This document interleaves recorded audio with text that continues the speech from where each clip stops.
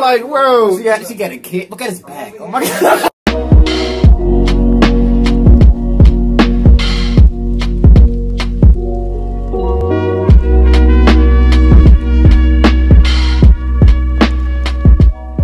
What's up, y'all? Welcome back to another reaction. It's your Dream SMP, the complete story, the reign of Manburg.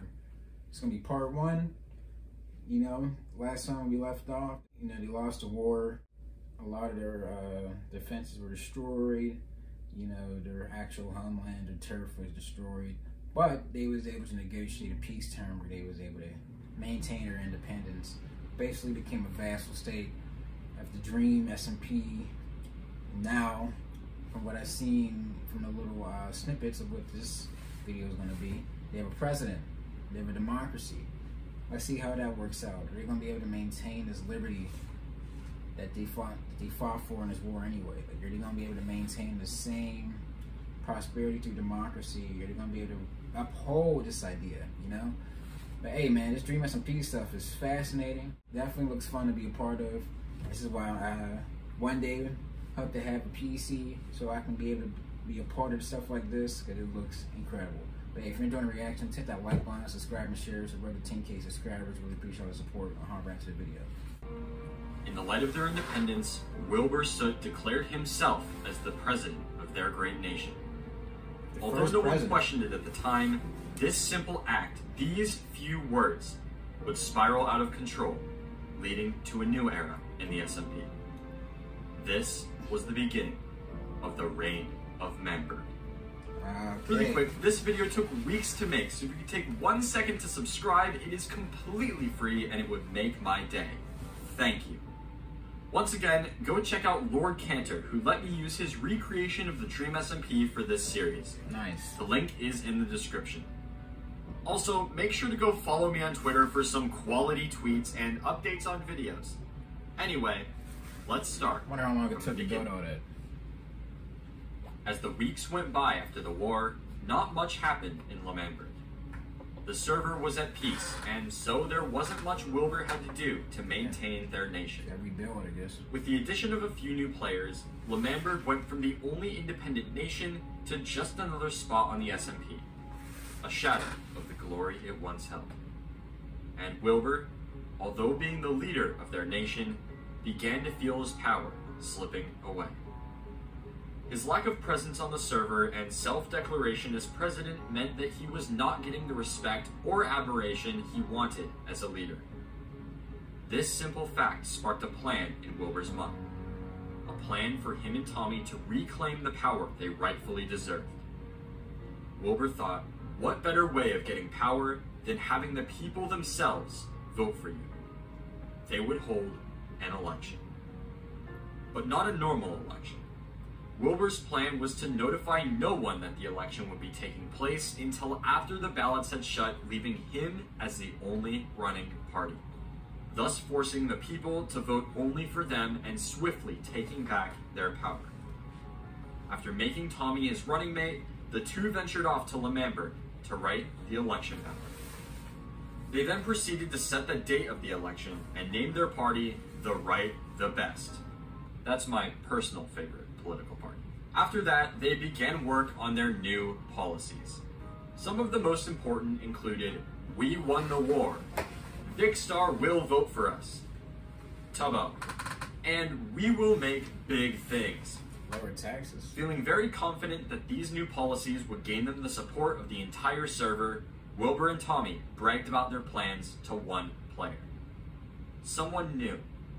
A man who would seek to ruin their plans of taking power and win the position of president for himself. Ladies and gentlemen, this man was Quackity. Where do I start with Quackity? Holding over 4 million subs today, Quackity has established himself as one of the bigger personalities on the SMP. Always looking for a chance at power wherever he can find it, he isn't afraid to do whatever it takes to find his way to the top. Whether it be starting an illegal business or masterminding a robbery, Quackity is no stranger to crime on the SMP. But today, he will be putting all that behind him. He would be pursuing something else. Because he was the only other player who knew about the election, he took it upon himself to stand up against their one-party system and give the people a choice. Announcing his campaign right in front of Wilbur and Tommy, Quackity's party would be titled So We Are Gamers, or SWAG for short. And with this, Tommy and Wilbur had to think fast, or control in their own nation would be pulled out from under them. Following the addition of the second party, both sides scrambled to recruit as many people as they could to help them win the election. But before they began, Wilbur and Tommy knew that they had to change the name of their party. The Right, the Best was a good name. Okay, maybe not, but they knew there was only one word that could compete with swag.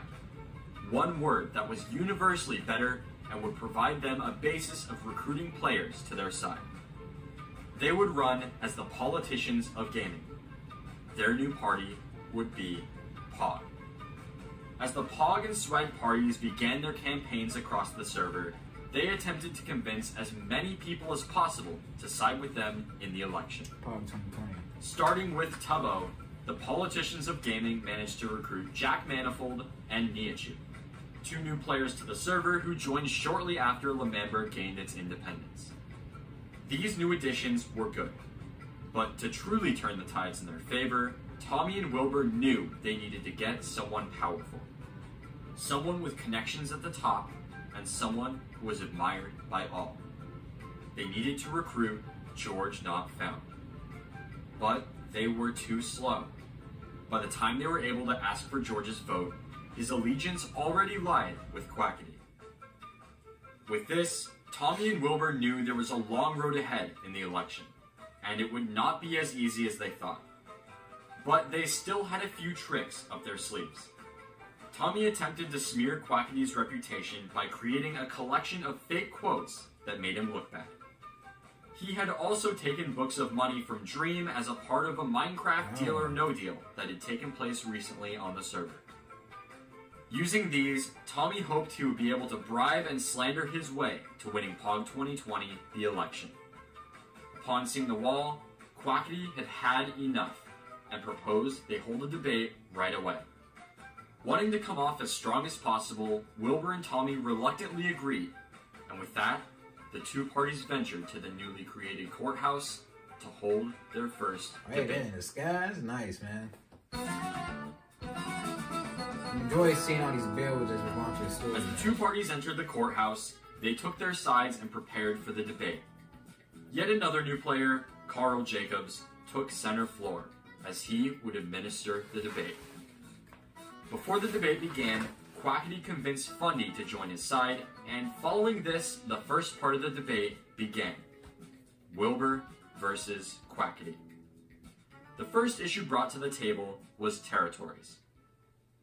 Manburg has a long history of discrimination against people not from Manburg.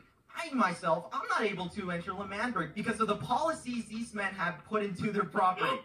And I don't agree with that. I'm gonna let everyone into Manburg because it's a beautiful country, and it deserves to be seen by every citizen in the Dream SMP.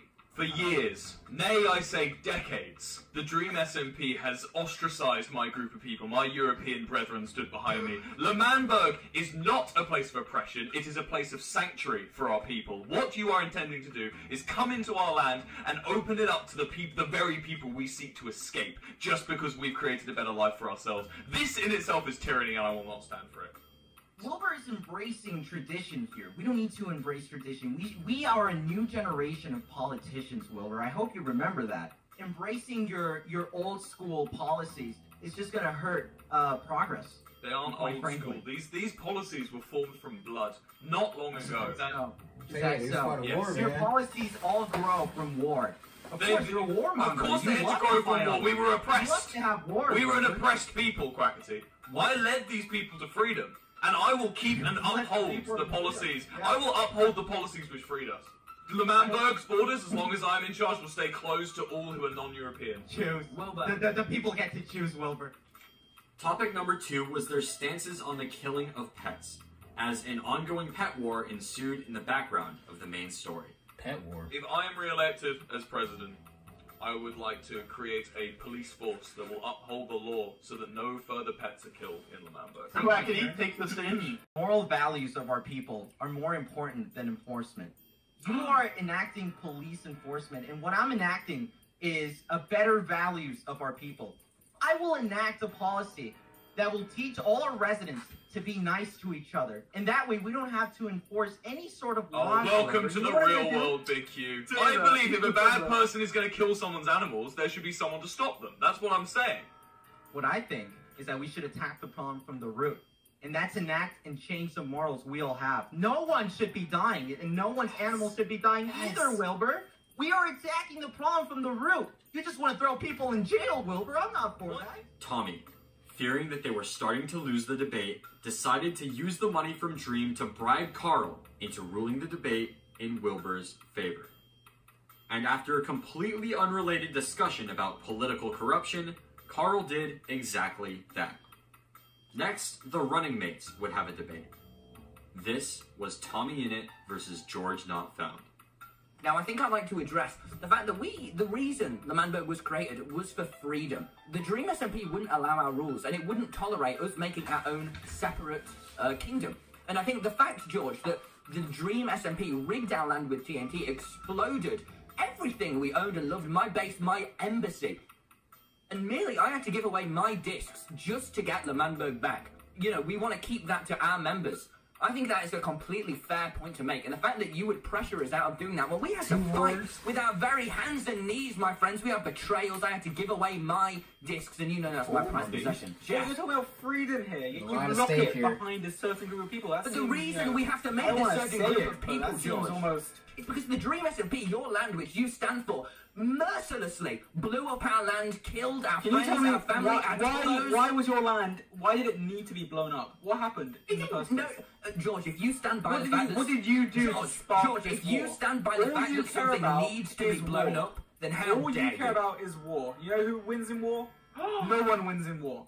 Especially not the people. You are causing mayhem, okay? You're causing chaos. The people are hurting from it. They want peace within the land. Tommy, say Shush, Goggy! Shush, Goggy! Shush, Goggy! After a heated start to the debate, things got ugly when George pulled out proof that Tommy had bribed Carl.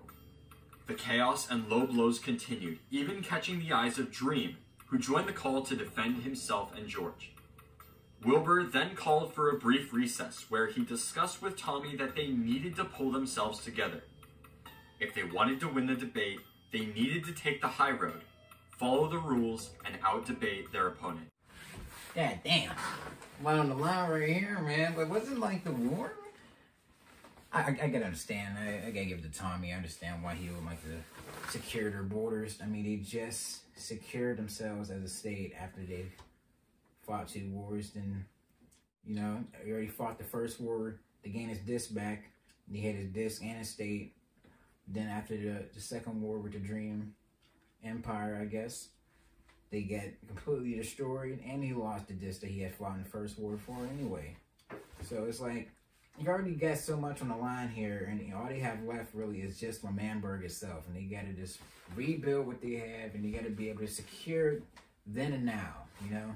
Can't have people that are running amok or running through the, you know, the borders willy-nilly. I can understand where Tommy's coming from right here.